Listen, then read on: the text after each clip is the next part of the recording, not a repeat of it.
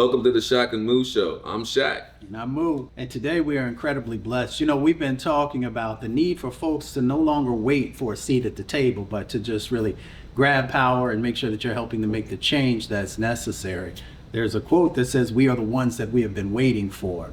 And our guest today, you know, helps us to have an understanding about how do you internalize and also take that from the inside out about leadership, about being able to assume positions to make positive change happen. So we're incredibly blessed to have you with us. Erika, can you talk a little bit about the work that you do and why it's important? Sure. Thank you so much for having me. I'm really excited to be here.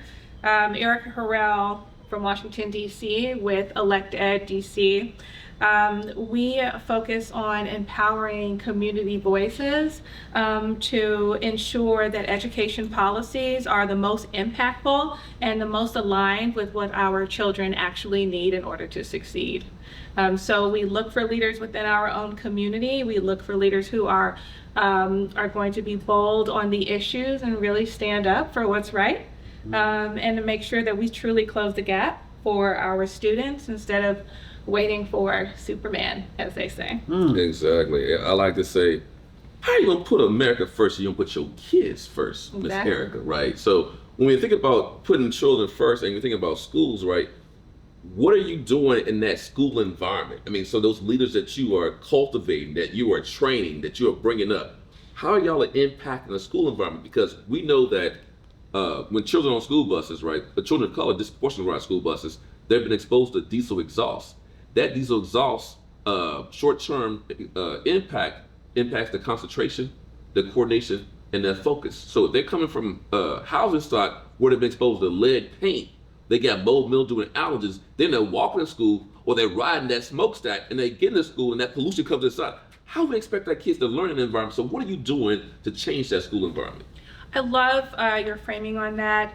One of our chief pillars is really putting an emphasis on ensuring that kids are ready to learn. It's not just about performance for math and reading. It really is about a readiness and ensuring that students have the kind of environments at home that allow them to feel healthy and safe. Yes, ma'am. That route to school, and in addition to strong supportive leaders in the classroom to ensure that they're able to show up as their best selves and realize their full potential. When we are talking about impact in the classroom, we do work at the policy level. Yes, ma'am. And we start by listening to what the community is saying their lived experiences are, what they actually need, and we listen with both ears open. And then we say, okay, these are the things that you say are the big issues. Here's some more information about these particular things, and now that you know about them, let's help you to learn how to testify. Let's get you connected with the right folks so that you can speak your lived experience into the right channels so that we can push for policy and budget priorities that actually meet the needs of students every day. Ella Baker once said, "Strong people don't need strong leaders." What she was saying is that inside of each and every one of us, when we have the tools and skills and information that we can actually push to make change that's necessary. So it sounds like her framing is somewhat similar to how you are helping to empower folks inside of the community. I'm always curious about, you know, we've got lots of big problems that exist. How do you help to prepare folks to be able to navigate some of these big challenges that are in whatever the city is that they're living in? Yeah, well, I would say, I will quote somebody else. I don't know who said it, but right, if you stay ready, you ain't got to get ready, Yes, right? ma'am, And I I love believe that Black people have always been ready. We have been ready over generations. We have had to deal with so much struggle, and that we have leadership within us. We don't have to make those leaders. We just really need to remove the barriers. That is the work that we are really doing every single day, and recognizing leadership from early childhood all the way through to adulthood and providing real access points.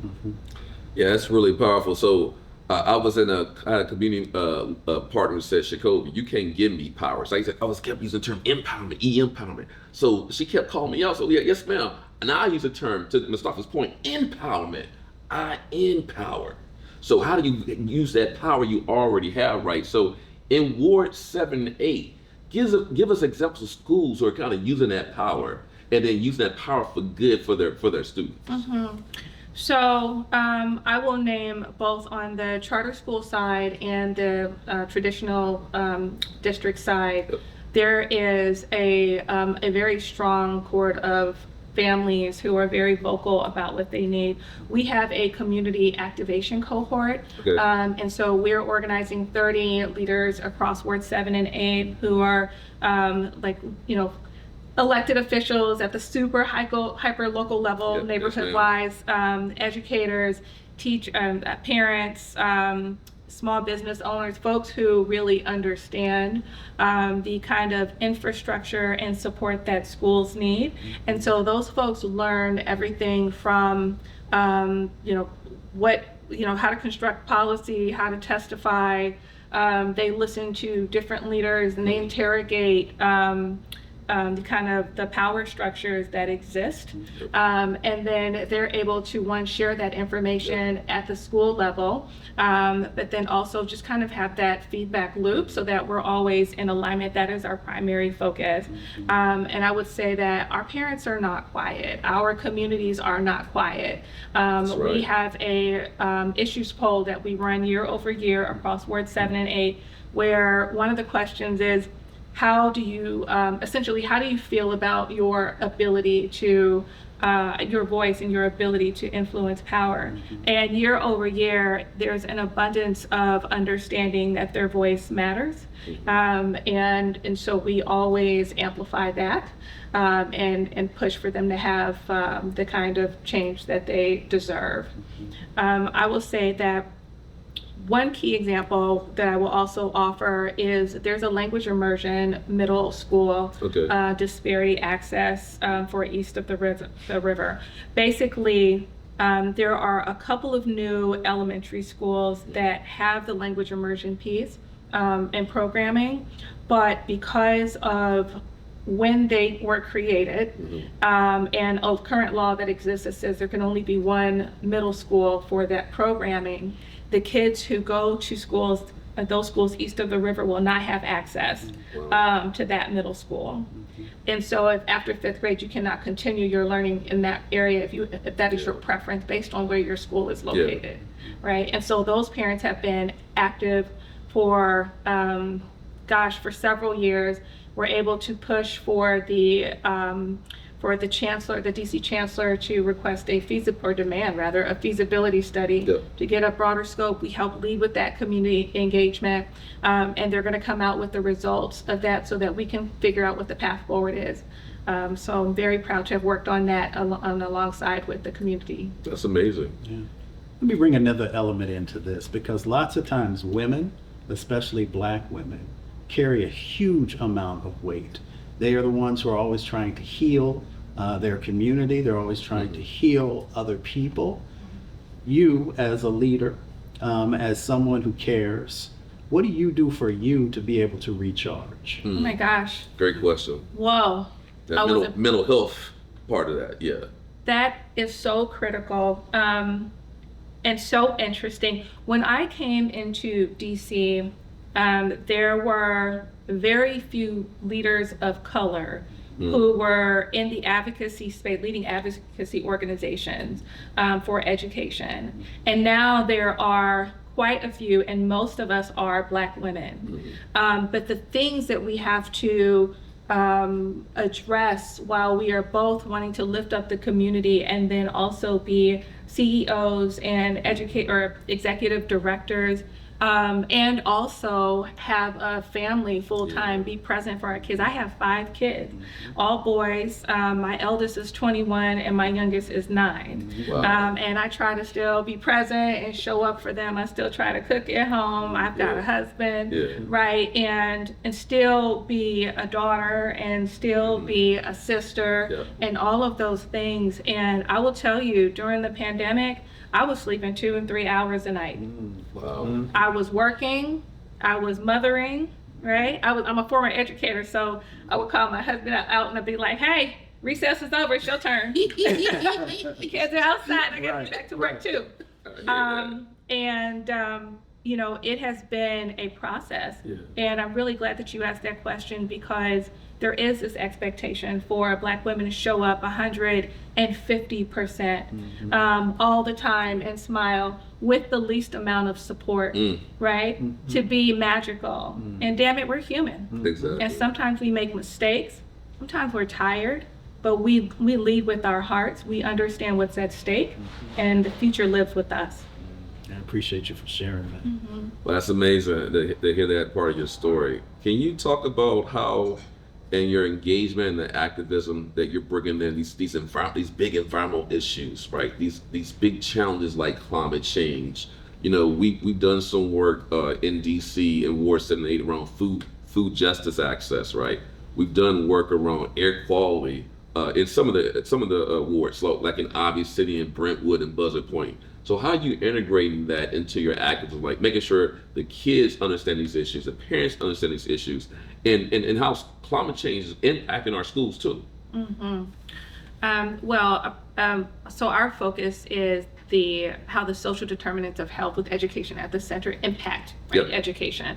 And so we want to always make sure that our families and our communities are the most informed on how they can support students. Whether that is the vendor that we choose for a particular event, whether it is the thoughtfulness that we put around kind of like access for our constituents when they come to certain events, whether it's we encourage folks to ride share to events or take the metro. We do a lot of that kind of thoughtfulness ahead of time. In terms of what kids experience directly in the schools or what kids experience from the climate, I think that our lens is always to provide the systems that allow the problem solvers of tomorrow to get the supports they need today, and those are our students. And so that is how we address that issue. Thank you. So both Sacoby and I are big on policy, but I'm also big on arts. I know he appreciates the arts as well. Art and education is incredibly important. Many folks there's numerous studies, that are out there that talk about how children can learn if we give them multiple ways of being able to garner the information. I'm curious, for you, do you have a favorite song, a favorite poem, a favorite piece of art, whatever it might be, that speaks to the work that you do and how it brings forward? And I think that's important because we often get into this analytical mindset about issues. And sometimes we forget about culture, and sometimes we forget about art and how it plays a role and how we show up in the work that we do. I love that question. It's funny because it was so automatic for me, and I thought, take a minute to think about it. But what continues to come up for me is Whitney Houston's song, I Want to Dance with Somebody. And I'm a child of the 80s. But also, and I think that song has gotten some resurgence. I think as a culture and as a people, lyricism, music, all of that really resonates. And obviously, there's a multitude of media that works for us. But for me, it's music. And that song really embodies a desire for community, to feel support, to your question earlier about how we deal with having the support for our mental health. It does rest with community and a value and an ability to see us, and let's celebrate joy, because that's how we offer resistance too. Exactly. Joy is resistance. That's a powerful statement, a powerful way to end this episode. But Mustafa. Yeah, we want to thank you for being on the Shaq and Moo Show. We also want to thank you for the amazing work that you continue to do, how you put your arms around community, how you love on community, and how you make sure that we are empowering community. And making sure our kids are resilient, right? Yes. And they have the right people to lead and let them lead too. So we thank you again. I'm Shaq. And I'm Moo. And remember that you have power unless you give it away. We're out.